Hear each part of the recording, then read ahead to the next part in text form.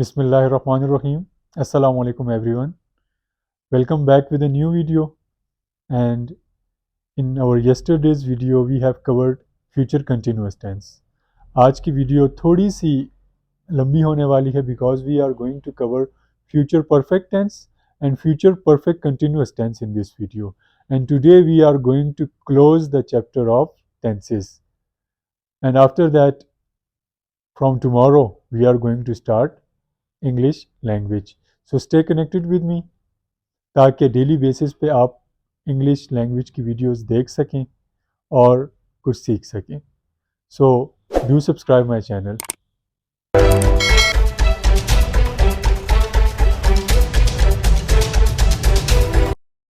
So let's start future perfect tense. So what is the meaning of perfect? Perfect means वो actions जो कि मुकम्मल हो चुके होंगे या ख़त्म हो चुके होंगे किसमें? फ्यूचर में. So what's the definition of future perfect tense? Future perfect expresses actions that will occur in the future before another action in the future.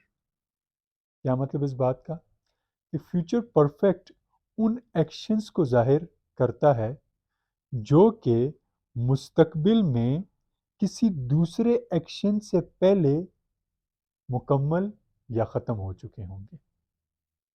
दूसरा एक्शन कब स्टार्ट होगा? जब पहले वाला एक्शन कंप्लीट या फिनिश होगा. Understand? That's why it is called future perfect tense. यानी कि उन एक्शंस को जाहिर करता है जो कि मुस्तकबिल में ख़त्म हो चुके होंगे. Understand? So let's start affirmative sentences. What is the formula of affirmative sentence in future perfect tense? Affirmative sentence होता है मुस्बत जुमले यानी कि positive sentences. So the formula we have subject plus will have plus third form of verb. कौन सी form of verb?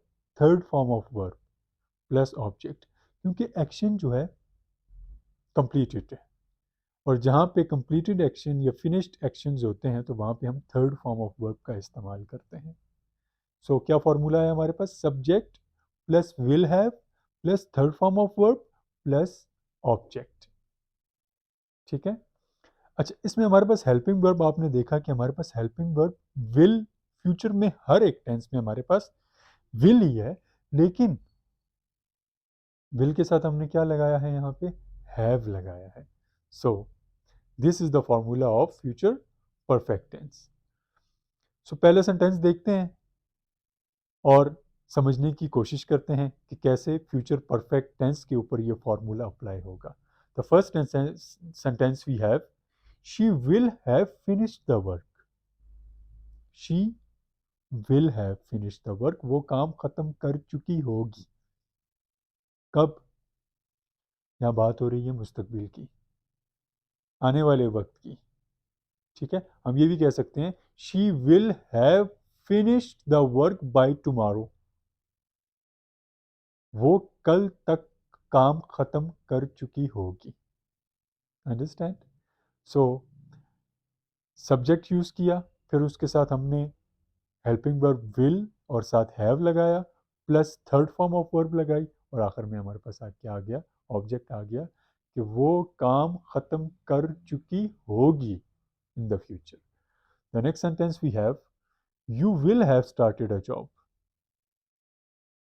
तुम एक नौकरी शुरू कर चुके होगे. तुम एक नौकरी शुरू कर चुके होगे in the past, sorry, in the future. Understand? So the next sentence we have, Ahmed will have baked the cake. Ahmad cake पका चुका होगा. अहमद केक पका चुका होगा. बात फ्यूचर की हो रही है. ठीक है. ये पास्ट की बात या प्रेजेंट की बात नहीं हो रही. अंडरस्टैंड? सो इस तरीके से हमने बनाए अफर्मेटिव सेंटेंसेस. सो बेशक इसमें चुका होगा, चुकी होगी, चुके होंगे ये यूज़ हो रहा है, बट फ्यूचर के लिए यूज़ हो रहा है. Understand? So let's start negative sentences. देखते हैं कि इसके हम नेगेटिव सेंटेंसेस कैसे बनाएंगे। तो नेगेटिव सेंटेंसेस बनाने के लिए मैंने आपको पीछे जो जितने भी लेक्चर्स टेंसेस के बारे में हुए हैं, मैंने आपको एक चीज़ बताई है कि हेल्पिंग वर्ब के बाद नॉट लगता है। यहाँ हमारे पास हेल्पिंग वर्ब कौन सा है? विल है, ठीक है। तो उसके बाद हम नॉट लगा देंगे। So the formula we have subject plus will plus not plus have plus third form of verb plus object. ये हमारे पास फॉर्मूला आएगा नेगेटिव सेंटेंसेस के लिए। अंडरस्टैंड? सो विल के बाद नॉट का इजाफा किया और उसके बाद हैव लगा लिया। अंडरस्टैंड? तो देखते हैं पहला सेंटेंस उसको नेगेटिव में कन्वर्ट कैसे करेंगे। पहला हमारे पास था she will have finished the work. So she will not have finished the work. She will have finished the work, she will not have finished the work. वो काम खत्म नहीं कर चुकी होगी, ठीक है। The next sentence we have you will have started a job. तो विल के बाद नॉट लगा लेंगे। So you will not have started a job. तुम एक जॉब शुरू नहीं कर चुके होगे। अच्छा, Ahmad will have baked the cake. Ahmad will not have baked the cake. इस तरीके से हमने क्या बना लिए? नेगेटिव सेंटेंसेस इसके बना लिए। कैसे बना लिए? सिर्फ विल के बाद नॉट का इजाफा करके। Understand? So let's see how to make interrogative sentences. For interrogative sentences, I have told you people already that you have to bring the helping verb before the subject in the sentence. हमारे पास helping verb यहाँ पे कौन सा है? will है। So will को हम subject से पहले लगाएंगे। Understand? How? The formula we have is subject से पहले क्या लगाएंगे? will लगाएंगे। तो will plus subject plus have plus third form of verb plus object, ठीक है। सो ये फॉर्मूला लगा के हम इंट्रोगेटिव सेंटेंसेस बनाएंगे। कैसे? She will have finished the work. So will she have finished the work? क्या वो काम खत्म कर चुकी होगी? अंडरस्टैंड? और एंड में question mark. The next sentence we have you will have started a job. So will you have started a job? क्या तुम एक जॉब स्टार्ट कर चुके होगे? The next sentence we have Ahmed will have baked the cake. So will Ahmed have baked the cake? क्या Ahmad cake पका चुका होगा? So ये थे हमारे पास इंट्रोगेटिव सेंटेंसेस। इस तरीके से हम बनाएंगे फ्यूचर परफेक्ट टेंस के affirmative, negative and interrogative sentences also. So I don't think कि ये कोई मुश्किल टेंस था। आई होप आपको फ्यूचर परफेक्ट टेंस की समझ आ चुकी होगी। So let's start future perfect continuous tense. So what is future perfect continuous tense? Future perfect continuous is used to talk about an ongoing action before some point in the future। ठीक है, क्या मतलब है इस बात का? Future perfect continuous जो है वो इस्तेमाल होता है किसके बारे में बात करने के लिए? एक ऑनगोइंग एक्शन, एक जारी काम के बारे में बात करने के लिए। Before some point in the future से मुराद कुछ मौक़ों पर मुस्तकबिल में, यानी कि फ्यूचर में ऐसे काम जो कि एक मुकर्ररा वक्त तक जारी रहेंगे, ये कहलाता है फ्यूचर परफेक्ट कंटिन्यूअस टेंस। ठीक है, पीछे प्रेजेंट और पास्ट में भी आपने देखा होगा कि ऐसे काम जो कि उस ज़माने में एक वक्त तक जारी होंगे, ठीक है, सो वो परफेक्ट कंटिन्यूअस कहलाता है। सो ये आने वाले वक्त में जो काम एक मुकर्ररा वक्त तक जारी रहेंगे तो उनको एक्सप्रेस किया जाएगा फ्यूचर परफेक्ट कंटिन्यूअस टेंस में। अंडरस्टैंड? सो इसमें भी हमारे पास हेल्पिंग वर्ब विल ही इस्तेमाल होगा। लेकिन साथ हम क्या करेंगे, हैव बीन का इस्तेमाल करेंगे। किसका इस्तेमाल करेंगे, हैव बीन का इस्तेमाल करेंगे। चाहे हमारे पास वो नाउन कोई भी हो या प्रोनाउन कोई भी हो, दोनों के साथ हैव ही हम इस्तेमाल करेंगे। Understand? So let's start the affirmative sentences. What is the formula of our affirmative sentence in future perfect continuous tense? The formula we have subject plus will have been. Subject plus will have been plus first form of verb plus ing plus object plus time reference. So ये हमारे पास क्या है जी, formula है present perfect continuous tense का।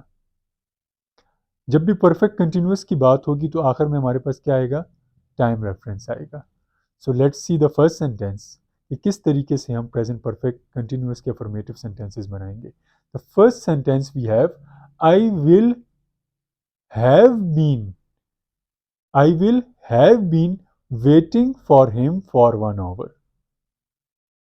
ठीक है, मैं 1 घंटे तक उसका इंतजार कर रहा हूँगा।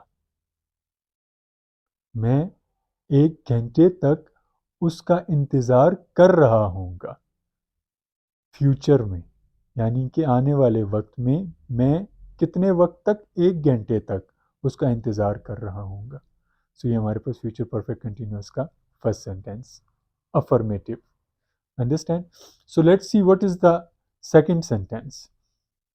She will have been, she will have been cooking dinner since 7 o'clock। वो 7 बजे तक खाना पका रही होगी, खाना बना रही होगी। सो आने वाले वक्त की बात की जा रही है कि फ्यूचर में वो 7 बजे तक खाना बना रही होगी। अंडरस्टैंड? सो सिंस और फॉर का डिफरेंस क्या है? सिंस जहां टाइम नोन होगा और फॉर जहां टाइम अननोन होगा, कोई पर्टिकुलर टाइम नहीं होगा। Understand? So let's see the third sentence. They will have been playing football for 2 hours। They will have been playing football for 2 hours। वो 2 घंटों से फुटबॉल खेल रहे होंगे in future. Understand? So keep in mind one thing कि future perfect continuous या किसी भी टेंस के जो परफेक्ट कंटिन्यूअस सेंटेंसेस होते हैं उसमें टाइम रेफरेंस ज़रूर होता है। सो अब हम बनाते हैं इसके नेगेटिव सेंटेंसेस। तो नेगेटिव सेंटेंसेस बनाने के लिए हेल्पिंग वर्ब के बाद नॉट लगता है। सो क्या फॉर्मूला हमारे पास आ जाएगा? फॉर्मूला हमारे पास आएगा subject plus will plus not have been, plus will plus not have been plus first form of verb plus ING और एंड में टाइम रेफरेंस। अंडरस्टैंड? सो ये है हमारे पास फॉर्मूला नेगेटिव सेंटेंसेस बनाएगा। तो पहले सेंटेंस हमारे पास क्या, पहले सेंटेंस हमारे पास था I will have been waiting for him for 1 hour. क्या बन जाएगा? I will not have been waiting for him for 1 hour. मैं 1 घंटे से उसका इंतजार नहीं करता रहा हूँगा, यानी कि मैं 1 घंटे से उसका इंतजार नहीं कर रहा हूँगा। Understand? So the next sentence we have she will have been cooking dinner since 7 o'clock। So she will not have been cooking dinner since 7 o'clock। Understand? कि वो 7 बजे तक खाना नहीं बना रही होगी। So the next sentence we have they will have been playing football for 2 hours। So they will not have been playing football for 2 hours। Understand? वो 2 घंटों से फुटबॉल नहीं खेल रहे होंगे। So these were negative sentences. Now let's move towards interrogative sentences of future perfect continuous tense. So the formula of interrogative sentences is we have to bring the helping verb before the subject। तो क्या आ जाएगा हमारे पास इसका formula? will plus subject plus have been plus first form of verb plus ing plus object. Understand? will को subject से पहले ले आए, फिर उसके बाद सब्जेक्ट लगा, फिर हैव बीन लगा, फिर फर्स्ट फॉर्म ऑफ वर्ब, फिर ing, फिर ऑब्जेक्ट और फिर time reference. Understand? So the first sentence we have, I will have been waiting for him for 1 hour.